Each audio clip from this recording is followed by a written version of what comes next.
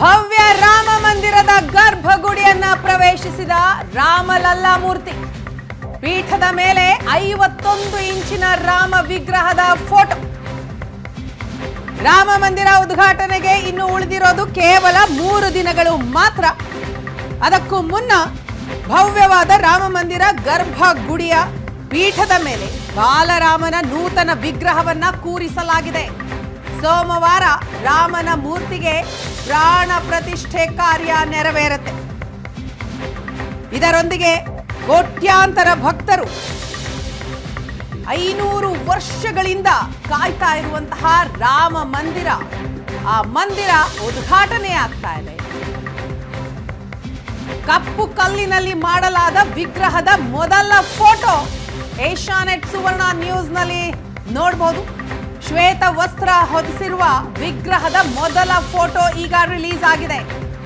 ಕಪ್ಪು ಕಲ್ಲಿನಲ್ಲಿ ಮಾಡಲಾದ ವಿಗ್ರಹದ ಮೊದಲ ಫೋಟೋ ಅದು.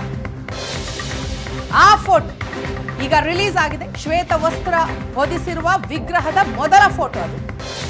ಮೈಸೂರಿನ ಶಿಲ್ಪಿ ಅರುಣ್ ಯೋಗಿರಾಜ್ ಕೆತ್ತಿರುವ 51 ಇಂಚಿನ ವಿಗ್ರಹ.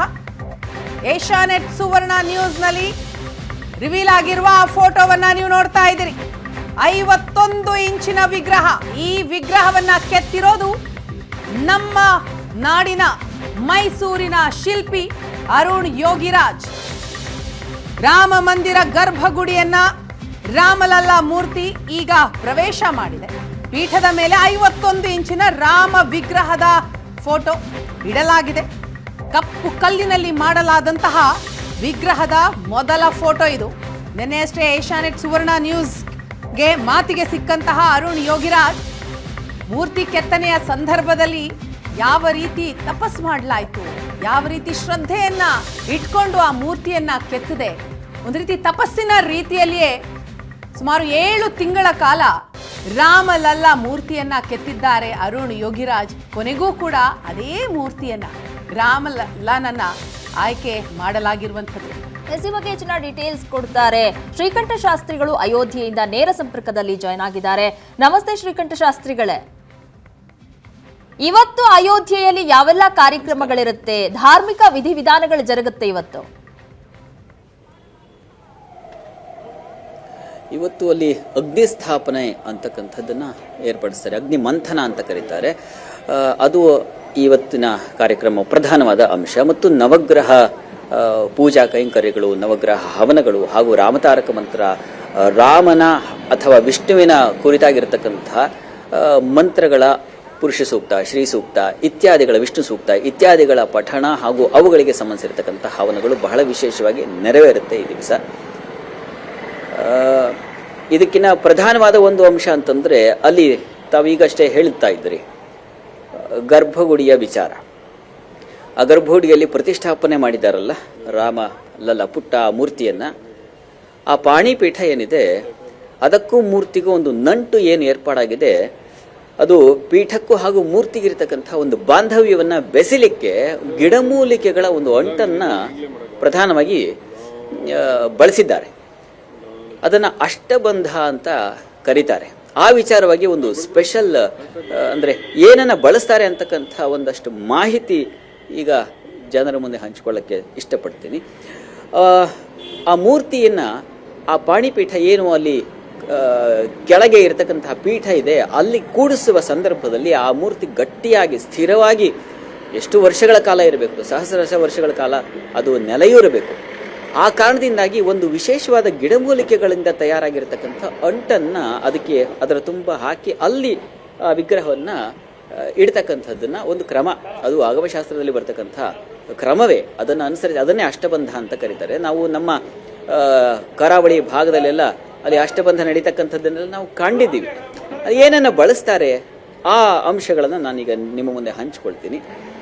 ಲಕ್ಕಿ ಮರದ ರಸ, ಒಂದು ರೀತಿಯ ಮರ, ಅದು ಲಕ್ಕಿ ಮರ ಅಂತಕ್ಕಂಥದ್ದು. ಅದರಿಂದ ಆ ಮರದಿಂದ ಒಂದು ರಸ ಏರ್ಪಾಡಾಗುತ್ತೆ.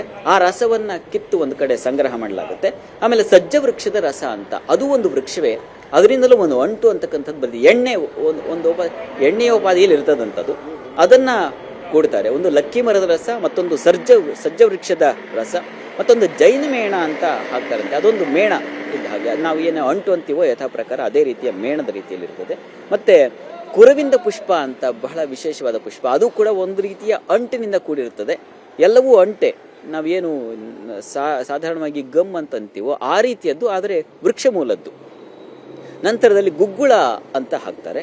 ಮತ್ತು ಗೈರಿಕಾ ಅಂತ ಒಂದು ಕಾವಿ ಬಣ್ಣದ ಸಲ್ಫರ್ ಗಂಧಕ ಅಂತೀವಲ್ಲ ಆ ರೀತಿಯ ಒಂದು ವಸ್ತು ಅಂತ ಹೇಳ್ತಾರದು. ಅದಾದಮೇಲೆ ಬೆಲ್ಲ ಮತ್ತು ತೈಲದಲ್ಲಿ ನೋಡಿ ಎಣ್ಣೆ ಅಂಶ ಕಾಣ್ತೀವಿ. ಇದೆಲ್ಲವನ್ನು ಕುಟ್ಟಿ ಹದ ಮಾಡಿ ಒಂದು ಹಂತಕ್ಕೆ ತಂದು ಅದನ್ನೆಲ್ಲ ಅದರ ಮಿಶ್ರಣವನ್ನು ಅದರಲ್ಲಿ ಸುರಿತಾರೆ. ಅದನ್ನು ಚೆನ್ನಾಗಿ ಕಾಯಿಸ್ತಾರೆ.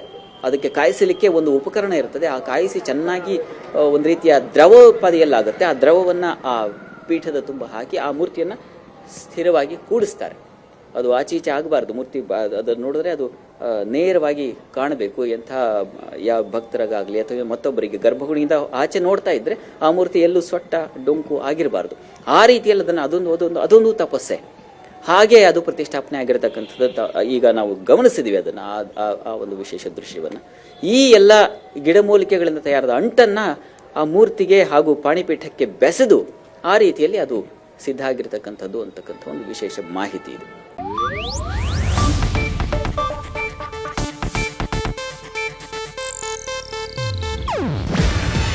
ಇದು ಏಷ್ಯಾನೆಟ್ ನ್ಯೂಸ್ ನೆಟ್ವರ್ಕ್ ಪ್ರಸ್ತುತಿ. ನೀವು ನೋಡ್ತಿದ್ದೀರಾ ಏಷ್ಯಾನೆಟ್ ಸುವರ್ಣ ನ್ಯೂಸ್.